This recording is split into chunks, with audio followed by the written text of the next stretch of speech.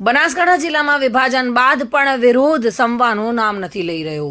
કાંકરેજ, દિયોદર અને ધાનેરાનો વાવથરા જિલ્લામાં સમાવેશ કરતા આ વિરોધનો વંટોળ હજુ પણ ચાલી રહ્યો છે। 3 તાલુકાઓના લોકો બનાસકાંઠામાં રહેવાની માંગ કરી રહ્યા છે। જિલ્લા વિભાજન મામલે થયેલી બેઠકનો એક વિડીયો સોશિયલ મીડિયામાં વાયરલ થયો છે। જિલ્લા વિભાજન મામલે પૂર્વ જિલ્લા ભાજપ પ્રમુખ કીર્તિસિંહ વાઘેલાની ખાનગી બેઠકનો એક વિડીયો વાયરલ થયો છે। વિડીયોમાં કીર્તિસિંહ વાઘેલા વિસ્તારના આગેવાનો સાથે જિલ્લા વિભાજનમાં કાંકરેજના સ્ટેન્ડ બાબતે ચર્ચા કરી રહ્યા છે।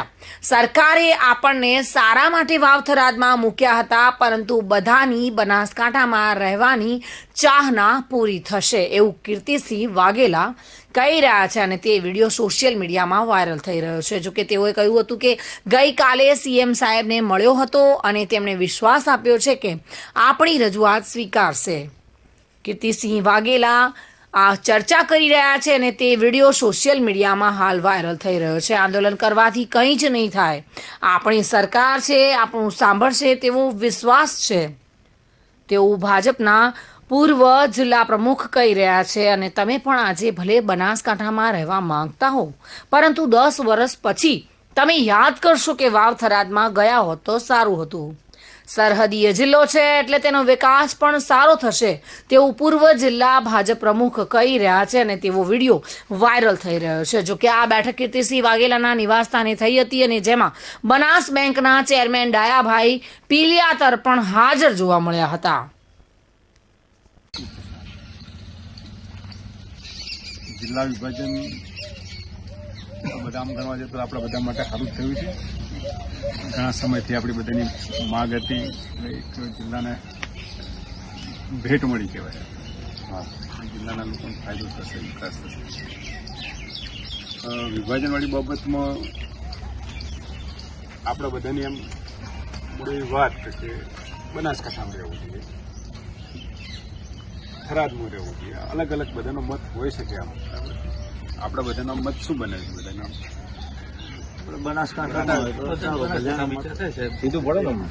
એટલે જો કે આમ શરૂઆતથી તો બધા લોકોનો મત આમ બનાસકાંઠામાં છે। જે દિવસે જિલ્લાની આપણે જાહેરાત થઈ, દિવસે આપણે બધા મુખ્ય લોકો ત્યાં શિબિરમાં ભેગા થયા, એ દિવસે પણ મેં વાત આમ તો સ્પષ્ટ જ નથી કે આમ તો આપણા બધાના ફાયદા માટે છે ને આપણી સરકાર તો હંમેશા લોકો માટે જ કામ કરે છે, જનકલ્યાણ માટે છે। એમને જિલ્લાનું વિભાજન થયું છે આપણા માટે જ કર્યું છે અને આપણે દિવસે શિવરીમાં પણ એ વાત કરી જ હતી કે આપણી સરકાર છે, આપણા માનનીય મુખ્યમંત્રી ભૂપેન્દ્રભાઈ પટેલ સાહેબ એક માયડું મુખ્યમંત્રી છે, એટલે હંમેશા આપણી વાત સાંભળશે અને આપણી વાતને ધ્યાનમાં લેશે। અને આપણે એ વખતે પણ કહ્યું હતું કે આંદોલનો કરવાથી કંઈ થાય નહીં અને આંદોલનો ન કરવા જોઈએ, આવું સ્પષ્ટ આપણે એ દિવસે કહ્યું અને એ દિવસે પણ આપણે મુખ્યમંત્રીશ્રીને મળ્યા હતા અને મુખ્યમંત્રીશ્રીએ આપણને આશ્વાસન આપ્યું હતું કે તમને ન્યાય આપવાનો પ્રયત્ન કરીશું, તમારા માટે સારું વિચારીશું। ફરી પણ કાલે મુખ્યમંત્રીશ્રીને મારે મળવાનું થયું હતું અને મુખ્યમંત્રીશ્રી ભૂપેન્દ્રભાઈ પટેલ સાહેબે ફરી આપણે એમને રજૂઆત કરી કે અમારા બધાની લાગણી અને માગણી બનાસકાંઠામાં છે, બનાસકાંઠામાં રાખો। સાહેબે આપણને ભરોસો આપ્યો છે અને આપણી સરકાર પર, આપણા મુખ્યમંત્રી સાહેબ પર આપણને પૂરેપૂરો ભરોસો છે અને રહેવાનો છે। મુખ્યમંત્રી સાહેબ આપણને બનાસકાંઠામાં રાખશે જ એવું એમને આપણને ભરોસો આપ્યો છે। એટલે બધાની સાહેબ માગણી એ જ હતી કે આપણે બનાસકાંઠા રહીએ, સાહેબે તો પહેલા ત્યારે કીધું તો આપણે નોટા એમનો આભાર માન્યો હતો, થોડી વિનંતી એ કરી હતી। એ ટાઈમ સાહેબે એવું કીધું હતું કે લગભગ આપણું તો કેમ આવું થયું ખબર નથી, પણ લગભગ આપણો સમાવેશ કોન્ક્રીટમાં થઈ જાય, એમાં બધી આપણે તમારી લાગણી માગણી પહોંચાડી છે।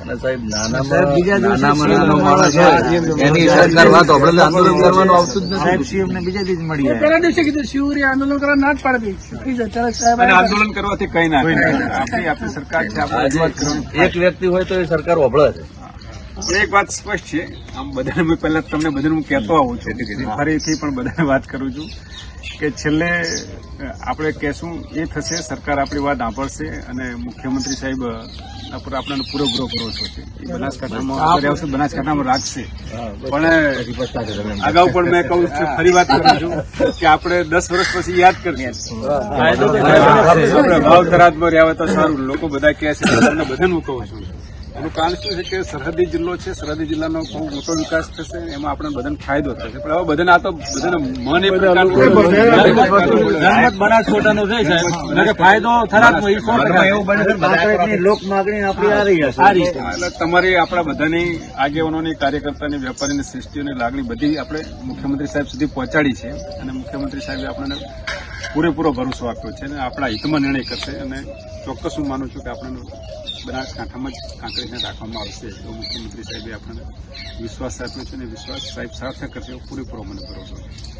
દાદા સાહેબ, આપણે તમારું પ્રતિનિધિત્વ છે એટલે સરકાર સુધી આ રજૂઆત પહોંચાડી દે. બાકી તો કોઈ સરકાર જે જાહેરાત કરે એમાં ફેરફાર લગભગ થતો નથી. સરકાર નિર્ણય કર્યા પછી એમાં ફેરફાર કરવો ખૂબ કાચો પડશે. પણ આપણી સરકાર છે ને રમેશના માટે આપણું સાંભળે છે, લોકો માટે કામ કરે છે અને લોકોના હિતની વાત હોય એ ભારતીય જનતા પાર્ટીની સરકાર સાંભળે છે અને કરે છે. અને આ જિલ્લા આપણને નવા જિલ્લાની જે ભેટ આપી છે, જિલ્લાનું જે વિભાજન થયું છે એ આપણા માટે જ છે, લોકો માટે જ છે. સરકારને